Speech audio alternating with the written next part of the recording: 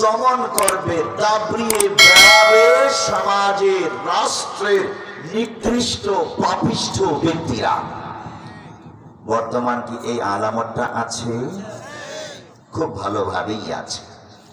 যার ফলশ্রুতিতে দেখা যায় যারা নিজেরা বেনামাজি, দুর্নীতিবাজ, তারাই কিনা ইমানদার আলেম ওলামাকে মিথ্যা মামলা দিয়ে মাসের পর মাস কারাগারে রাখে, ঠিক না? কিয়ামতের কত বড় আলামতের জামানায় আমরা বিচরণ করছি, আমরা কল্পনাও করতে পারি না। হাদিসটি রয়েছে মুস্তাদরাকে হাকিম 8644 নম্বর হাদিস।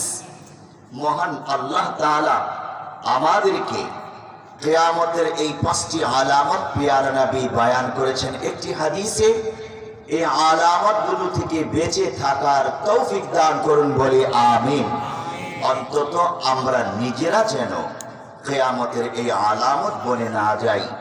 বর্তমান যুগে সর্বশেষ যে পয়েন্ট 5 নম্বর, নেতা হতে গিয়ে অন্যায় অপরাধ করে হলেও নেতা হওয়া লাগবে, এইরকম একটা ভাবসাব, যেটা কিয়ামতের আলামত পেয়ারা নবী বলেছেন। নিকৃষ্ট হওয়ার পরেও উৎকৃষ্ট ইমানদার বান্দাদেরকে কষ্ট দেবে, নির্যাতন করবে, তাদেরকে দমিয়ে দাবিয়ে হলেও নিজে বড় হওয়ার, নেতা হওয়ার চেষ্টা করবে। এটা কিয়ামতের আলামত। অন্তত আপনি আর আমি যেন এই আলামত বলে না যাই। আল্লাহ তাআলা বুঝার তৌফিক দান করুন বলে আমিন। এবার আসুন আমরা তাসআলু আহলা যিকরি ইন কুনতুম লা তা'লামুন, এই আয়াতের তাফসীর সংক্ষিপ্ত কিছু বলে মাসআলার আলোকে আজকে ওয়াজ হবে অল্প কিছুক্ষণ। আমার আরো একটা মাহফিল আছে, তাড়াতাড়ি যেতে হবে, এই জন্য আমি একটু আগে ভাগে স্টেজে উঠে গেছি। মহান আল্লাহ রাব্বুল আলামিন আপনাকে আমাকে লক্ষ্য করে বললেন ফাসআলু, তোমরা জিজ্ঞাসা করে নাও আহলে যিকরি, জ্ঞানী গুণীদেরকে। যিকরুন শব্দের অর্থ কি? আমরা যে তাসবিহ পড়ি সুবহানাল্লাহ, আলহামদুলিল্লাহ, এই জিকির না। ইন্না নাহনু নাযালনা যিকরা ওয়া ইন্না লাহু লাহাফিজুন, আমি এই জিকির নাজিল করেছি এবং আমি এর হেফাজত করব। এখানে যিকরুল অর্থ কি? আমার উস্তাদ শেখুল হাদিস আল্লামা আজিজুল হক রাহমাতুল্লাহি আলাইহি বলেছেন এই যিকরুনের দুটো অর্থ। একটি হলো যিকরুল কোরআন আর একটি হলো যিকরুল হাদিস। সরাসরি কোরআনুল কারীম এবং এই কোরআনের মাতাহাতে হাদিস, পেয়ারা নবীর হাদিস, ওয়াহিয়ে মাতলু ওয়াহিয়ে গায়রে মাতলু, এই দুটোকে জিকির বলেছেন আল্লাহ তাআলা। আর এই আয়াতে ফাসআলু আহলা যিকরি ইন কুনতুম লা তা'লামুন, তোমরা আহলে জিকির, জিকির ওয়ালাদেরকে জিজ্ঞেস করো। তার মানে ওয়াহিয়ে মাতলু ওয়াহিয়ে গায়রে মাতলুর অধিকারী যারা, কোরআন এবং হাদিসের ধারক বাহক, বিজ্ঞ প্রাজ্ঞ উলামায়ে কেরামকে তোমরা জিজ্ঞাসা করো যদি তোমরা না জানো। আপনি বলুন, আপনি কি পৃথিবীর সমস্ত জ্ঞান জানেন? আরে একজন বিজ্ঞানীও তো পৃথিবীর সমস্ত জ্ঞান জানে না। কোরআনুল কারীমের জ্ঞান তো বিজ্ঞানীদের বিশেষ জ্ঞানেরও অনেক ঊর্ধ্বে।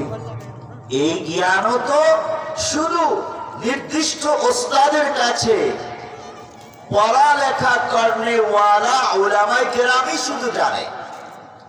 বিজ্ঞ প্রাজ্ঞ আলেমদেরকে জিজ্ঞেস করে জীবনের প্রত্যেকটা মাসআলা আপনি আমল করবেন, জীবনের প্রত্যেকটা সেক্টরে আপনি বিচরণ করবেন। ব্যবসা বাণিজ্য কিভাবে করবেন, কোনটা হালাল কোনটা হারাম, সমাজ কিভাবে পরিচালনা করবেন, পরিবার কিভাবে পরিচালনা করবেন, কোনটা বৈধ কোনটা অবৈধ, বিচারক হিসেবে আদালত কিভাবে পরিচালনা করবেন, রাষ্ট্রনায়ক হিসেবে রাষ্ট্র কিভাবে পরিচালনা করবেন, সমস্ত কিছু কোরআনুল কারীমে আছে। নামাজ কিভাবে পড়বেন, হজ কিভাবে করবেন, যাকাত রোজা কোন মাসআলায় করবেন, সবকিছু কোরআন হাদিসে আছে কি নাই? আছে। তাহলে এগুলো কি নিজে নিজে পণ্ডিতি করে আমল করতে হবে নাকি আলেমদের কাছে জিজ্ঞাসা করে? অবশ্যই উলামায়ে কেরামের কাছে জিজ্ঞাসা করে। আর এই উলামায়ে কেরামের মধ্যে যারা বিজ্ঞ, এর মধ্যে ইমামে আজম আবু হানিফা, ইমাম শাফিঈ, ইমাম মালিক, ইমাম আহমদ বিন হাম্বল এবং বিভিন্ন যুগের বড় বড় মুজতাহিদ উলামায়ে কেরাম যারা আছেন, তাদেরকে জিজ্ঞেস করে আমল করতে হবে। এমন নয় যে অনুবাদমূলক কিছু ছোট ছোট বই পেয়েছি, বাস আমার আর আলেমদের কাছে যাওয়ার দরকার নাই, মাসআলা তো বইয়েই আছে, ইউটিউব আছে, বিভিন্ন বক্তাদের, বিভিন্ন মুফতি সাহেবদের মাসআলা এখানে পাই, বাস ইউটিউব দেখে দেখেই আমি আমল করব, উলামায়ে কেরামের কাছে যাওয়ার দরকার নাই। খবরদার, এই ভুল করা যাবে না, এটা ভুল পদ্ধতি। আপনি যেহেতু যোগ্য বিজ্ঞ প্রাজ্ঞ আলেম নন, আপনি ওই বই দেখে সিদ্ধান্ত নেওয়ার যোগ্যতা আপনার নেই। ইউটিউব দেখে বিভিন্ন আলেমের বক্তব্য শুনে সিদ্ধান্ত নেওয়ার যোগ্যতা আপনার নেই।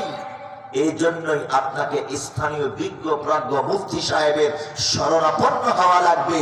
আর বাংলাদেশে বর্তমানে প্রত্যেকটা এলাকাতেই মাদারেসে কওমিয়া বিদ্যমান, সেখানে মুফতি সাহেবরা বিদ্যমান আছেন।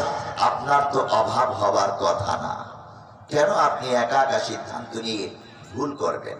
বর্তমান যুগে দেখা যায় অনেক ভাইয়েরা কোন রকম লেখাপড়া করে ভাষা জ্ঞান দিয়ে নিজেও আমল করে, অন্যকেও ফতোয়া দেবার চেষ্টা করে। খবরদার, এটা করা যাবে না। প্যারা নবী সাল্লাল্লাহু আলাইহি ওয়াসাল্লাম ইরশাদ করেছেন হাদিসে, মান আফতা বিগাইরি ইলমিন কানা ইসমুহু আলা মান আফতাহু। যেই ব্যক্তি ইলম বিহীন, ইলম অর্জন না করেই ফতোয়া দিল, এই ফতোয়ার উপর ভুল আমল করে যত গুনাহ হবে, সমস্ত গুনাহের দায় ভার ফতোয়াদাতার ঘাড়ের উপর আসবে। এটা প্যারা নবী বলেছেন হাদিস। এক মিনিট।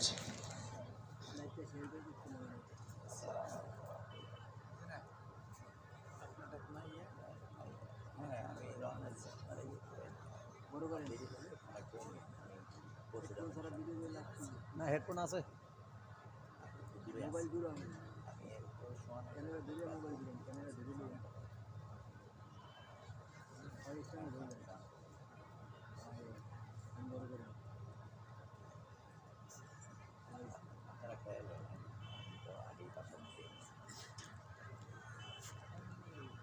এই তো